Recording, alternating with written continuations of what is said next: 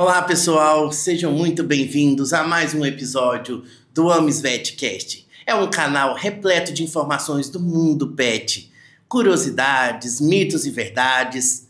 E eu sou o Breno. Hoje, infelizmente, por motivos pessoais, a doutora Estela não pôde participar com a gente, mas não perderemos a qualidade no post. Eu estou aqui hoje com o Gabriel. O Gabriel é um veterinário especializado em anestesiologia veterinária. Hoje trouxe aqui algumas curiosidades, vai trazer um pouco sobre a sua vida pessoal, a evolução nessa carreira. E aí, para a gente começar, Gabriel, seja muito bem-vindo. Obrigado. Conte para a gente um pouco da sua trajetória na veterinária. Primeiramente, boa noite. Obrigado, Breno, pelo convite.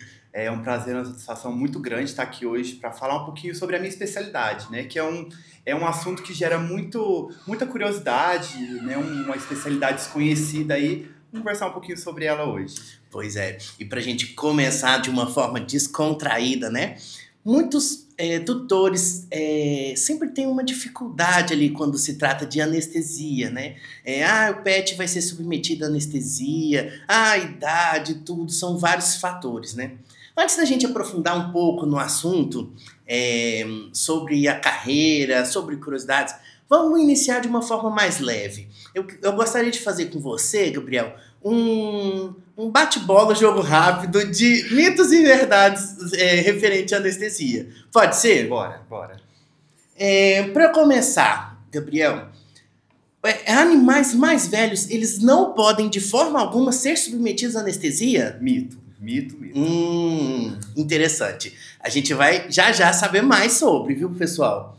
O tipo de anestesia utilizada depende do procedimento e da saúde do animal também? Verdade.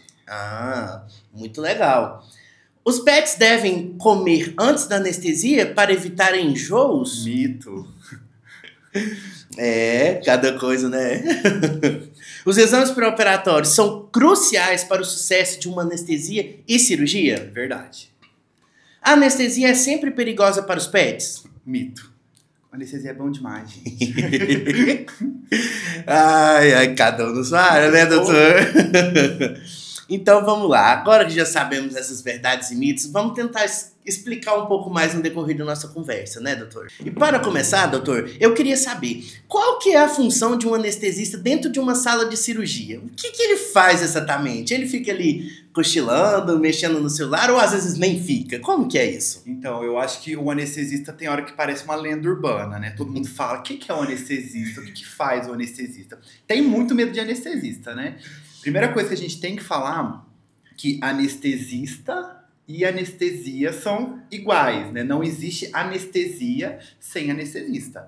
Então, na grande maioria das vezes, eu sou o primeiro a chegar no bloco cirúrgico. Eu preparo todo o bloco cirúrgico. Eu faço a avaliação prévia do paciente. Eu vejo se aquele paciente está apto para ser submetido a uma anestesia. Eu faço todo o processo. Então, eu fico do lado do animal desde que antes de começar o procedimento até a recuperação total dele. Entendi. E essa recuperação é assim, terminou a cirurgia, já está recuperado, já pode ir para casa? Então, hoje, com a evolução da veterinária, com a evolução da anestesia, basicamente terminou o procedimento, o animal tem uma recuperação bem rápida. Só que essa recuperação que a gente fala de rápida, ela tem que ser assistida. Então, olha, terminou o procedimento cirúrgico, não existe o animal ir para casa dormindo. Interessante. Isso é de extrema importância. Então, o animal anestesiado, ele tem que ficar com o anestesista do lado. Então, terminou o procedimento, era uma castração eletiva. Eu vou e faço a recuperação do pós-imediato. Então, eu faço a extubação do animal, eu checo parâmetros vitais. Quando ele tem um nível de consciência adequado, o que é isso? Ele já está consciente, ele consegue manter a sustentação da cabeça, ele vai para a internação. E aí, qual que é o período que ele vai ficar na internação? Vai depender muito. O tipo de paciente que foi um paciente velho, um paciente obeso, não, é um paciente que veio fazer um procedimento mais simples, uma castração, uma limpeza de dente. Isso tudo que vai mandar o tempo que ele vai ficar na sala de recuperação, na internação. Ele vai passar a noite internado, ele vai ficar... ele vai embora no mesmo dia. isso que eu falei, vai depender do tipo de procedimento e como que ele se comportou frente àquela anestesia. Entendi. Eu acho que dá até pra eu te perguntar agora, né? Em referente a riscos, eu acho que todo mundo sempre pergunta, né? Ah, quais os riscos? E querem sempre uma garantia de 100% de dar certo, né? Então eu queria que você me explicasse como que funciona isso, o risco anestésico. Se a gente for parar para avaliar, se eu for atravessar a rua hoje, existe um risco, né? E é computado, né? Então, se eu atravessar a rua meio-dia, eu tenho 3% de chance de ser atropelado. Uhum. Então, tudo isso, todo procedimento, seja de anestesia ou de sedação, ele existe o risco, né? Ele existe o risco anestésico.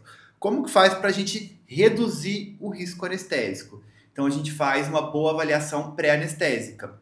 Então, primeiro, a consulta do pessoal do corpo clínico, do cirurgião. Isso é muito importante, que ele é a primeira etapa antes do animal entrar no bloco cirúrgico. Então, ver qual que é o tipo de doença que esse animal tá. Solicitação de exames, né, de extrema importância. Então, quando a gente não está falando de emergência, então, por exemplo, um animal atropelado, muitas das vezes eu não consigo fazer uma avaliação muito criteriosa, porque esse paciente ele tem que entrar no bloco cirúrgico, dependendo do tipo de acidente, do tipo de doença, ele tem que entrar naquele momento. Uhum. Mas assim, a gente precisa de um tempo para avaliar o exame desse animal. Então, o que a gente solicita? Um hemograma completo, para a gente ver questão de células vermelhas, para ver como que está o transporte de oxigênio, avaliação de bioquímicos, né? Então, para ver. Grande maioria dos fármacos, eles são metabolizados por via hepática, né? Eles sofrem biotransformação lá. Se esse paciente tiver lesão hepática, minha anestesia, minha parte de metabolização, a recuperação dele não vai ser tão otimizada. Outra coisa importante, avaliação renal. Então, mais uma vez, grande maioria dos nossos fármacos, eles sofrem eliminação via renal. Então, se for um paciente que tiver aí, principalmente nesses dias calor, né? O animal vento, a gente está tendo muito quadro de animal desidratado. Está muito calor, o animal não ingere, não tem uma injeção de água tão adequada. Isso tudo pode complicar na minha recuperação anestésica. Existem outros exames que a gente pede também, por exemplo, avaliação cardiológica. Então, hoje, o ideal seria que todos os pacientes eles fossem submetidos à avaliação cardiológica pré-anestésica, independente se ele tem 1, 5 ou 22 anos. Entendi. Isso seria o melhor cenário possível. Mas, assim, tem casos que a gente pede como se fosse obrigatoriedade. Quando o animal tem acima de 7 anos, a gente tem que pensar que o nosso corpo, ele funciona como se fosse uma máquina. Uhum. E com o passar do tempo, essa máquina, o corpo vai desgastando. O coração é a mesma coisa. Então, a gente vai tendo desgastes, nós vamos tendo doenças instaladas, mais comumente com a idade mais avançada. Então, é obrigatoriedade. Se eu te falar assim, Breno, eu tô com uma cachorrinha de 1 ano, então não precisa fazer eco, avaliação cardiológica, a gente tem que pensar que existem as cardiopatias congênitas, né? Lá na clínica mesmo a gente já pegou, Spitz, filhote, vai auscultar, a gente pega um soprinho ali e fala, vamos mandar para avaliação cardiológica? Então eu falo que a gente só não diagnostica se a gente não avaliar. Uhum. Então isso é de extrema importância. Com certeza. Sempre que as pessoas me perguntam, eu falo, né? A gente está trabalhando com biologia e não com matemática. Então as pessoas geralmente são muito matemáticas, eles querem um número exato, né? Não, eu quero 100% de certeza que vai dar tudo certo durante o procedimento. Tanto que eu já desmarquei procedimento cirúrgico porque a pessoa queria essa garantia, é uma garantia que não tem como a gente dar, né? Porque parte daquele princípio, a gente está lidando biologia, né? Não matemática, então tudo pode acontecer, né? Então eu acho que para melhorar um pouquinho, doutor, você conseguiria, assim, igual por exemplo, uma cirurgia eletiva, por exemplo, uma castração que é mais comum, ela tem o mesmo risco, por exemplo, de um animal que chega, vamos falar mesmo da castração em fêmeas, né? Por exemplo, o animal chega com piometra. O risco é o mesmo da anestesia para esses animais? Como que funciona? Quando a gente fala de riscos ou complicações anestésicas, a gente tem basicamente 2 origens, né? A do indivíduo, né? Então, por exemplo, que você acabou de citar, um paciente que tem uma piometra, a própria patologia, ela leva a alterações orgânicas no animal, um foco de infecção. Esse animal, ele tem mais risco, né? E outro tipo de risco está relacionado ao que eu vou causar, aos riscos farmacológicos. Uhum. Eu gosto de falar, tem uma frase muito famosa, né? Que a diferença do veneno que mata e o remédio que salva é a dosagem, é a individualidade do paciente. Então, por exemplo, existem opioides, que são fármacos responsáveis por analgesia. Ele não vai causar só analgesia no paciente. Ele vai causar uma depressão respiratória. Então, por exemplo, é comum o animal ter uma redução dos movimentos respiratórios. Ele vai causar uma redução da frequência cardíaca. O que é isso? Ele vai reduzir, desacelerar um pouco o coração. Cabe ao anestesista, frente a essas alterações, eu manusear elas. Então, como que eu vou manusear isso? O animal teve uma depressão respiratória, eu vou ajustar a ventilação dele? O animal teve aí uma depressão cardiorrespiratória, uma redução muito importante da frequência cardíaca. Eu vou ter que tratar com algum tipo de fármaco, eu vou ter que reverter esse opioide. Tudo isso a gente tem que levar em consideração. Entendi. Então, o risco anestésico ele está relacionado ao indivíduo, principalmente, e às suas comorbidades. Quanto mais comorbidades e quanto mais sérias as comorbidades, maior o nosso risco anestésico. É aquela coisa, né? Eu já aconteceu de presenciar reação alérgica a fármaco. Então, por mais que a gente ainda faça todos os exames, tudo possível para um possível diagnóstico antes do procedimento cirúrgico, com o intuito de diminuir o risco, ainda tem um risco de, por exemplo, uma reação alérgica a um fármaco. Então, é algo que pode acontecer E ainda. por isso que eu gosto, não é porque eu sou anestesista que eu quero puxar a sardinha pro meu lado, mas por isso que eu falo da importância de um anestesista, né? Porque todo fármaco vai causar uma alteração. Então, um simples opioide, ele pode causar uma alteração muito importante no paciente se o anestesista não tiver apto a reverter aquela situação. É muito comum isso acontecer. Geralmente eu falo, doutor, que o anestesista é aquele cara que tá lá para tudo que pode sair do controle, já está preparado. Até mesmo, igual você falou de avaliação cardíaca, né, cardiológica. Por exemplo, o animal é submetido a uma avaliação cardiológica, ele tem uma cardiopatia. E aí, ele pode ou não ser anestesiado? Então é o seguinte, isso é um fator muito importante. Tudo vai depender do tipo de procedimento. Então, por exemplo, é uma retirada de um tumor e o paciente foi diagnosticado com cardiopatia. Como que está esse tumor? A gente consegue esperar, a gente estabilizar essa parte do coração? Hoje, com a evolução das especialidades da veterinária, não tem quase nenhum tipo de comorbidade que a gente não consiga estabilizar o paciente, conseguir aumentar a segurança da anestesia. Por isso que eu falo que é muito importante uma equipe multidisciplinar. Por exemplo, um cardiologista... muito comum a gente pegar na nossa rotina. Por exemplo, com a evolução da veterinária, é muito comum hoje eu anestesiar pacientes de 17, 18, 20 anos.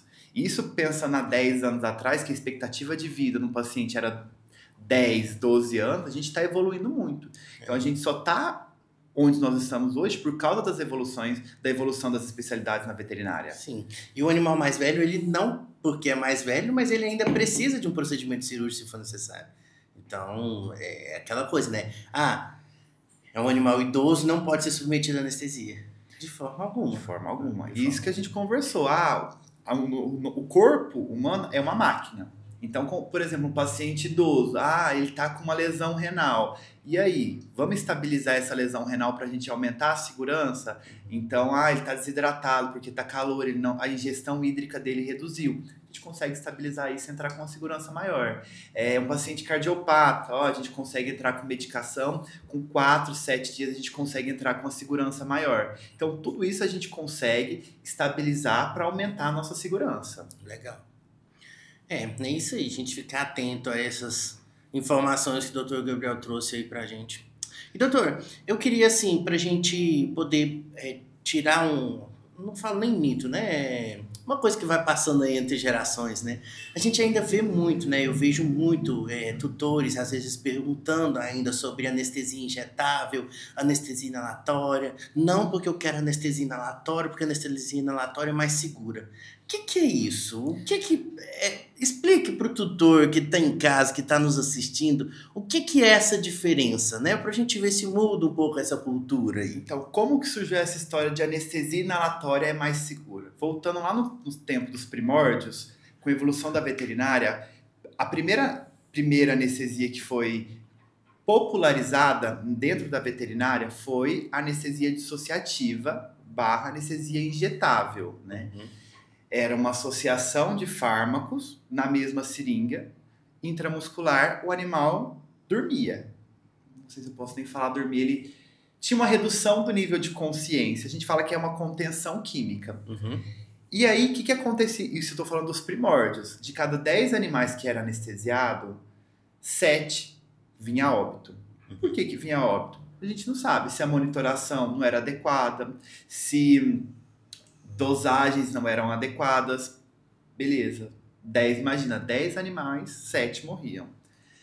Apareceu a anestesia inalatória, que foi uma grande evolução na veterinária. Isso eu não estou falando das técnicas que nós utilizamos hoje, eu estou falando isso dos primórdios, só para ficar um pouco mais claro. De cada 10 que anestesiavam, na inalatória começou a morrer 4. Então falava, nossa, antes morria 7, agora morria 4. Então criou-se uma expectativa que a anestesia inalatória ela é mais segura. Só que hoje a gente está aí ó, em 2025, as nossas técnicas elas evoluíram muito mais. Então a gente tem anestesia inalatória, a gente tem anestesia total intravenosa, a gente tem anestesia parcial intravenosa. Todas elas, se forem bem utilizadas pela experiência do anestesista, ela confere uma grande margem de segurança frente ao paciente. Então, independente da técnica, vai contar muito mais como o anestesista conduz essa técnica anestésica e como ele vai monitorar esse paciente durante a anestesia. Então, por exemplo, hoje eu anestesiei 3 animais. Eu fiz uma inalatória e 2 parcial intravenosa. Tá todo mundo em casa bem. Então, por isso que é importante, a gente tem que individualizar o paciente. A anestesia não é receita de bolo. Então, eu não vou usar anestesia inalatória para 100% das pessoas. Eu não vou, dos nossos pacientes. Eu não vou utilizar anestesia total intravenosa que é ativa para 100% dos nossos pacientes. Tudo isso tem que ser individualizado. Entendi. Eu acho que a grande diferença, então, é ter o anestesista. Completamente. Porque, igual você falou, né? Muitas vezes as anestesias injetáveis nem monitoração tem. E, doutor, eu acho que algo legal para você contar assim pra gente é na questão de tipo assim, e o animalzinho, ele sente dor? É judiar do animal ele ser submetido a um procedimento cirúrgico? Tem muita gente que pergunta, né? Fala assim, nossa, doutor, mas ele vai sentir dor? Ele vai ficar bem? É nessa hora que eu sinto mais feliz e apaixonado pela minha especialidade.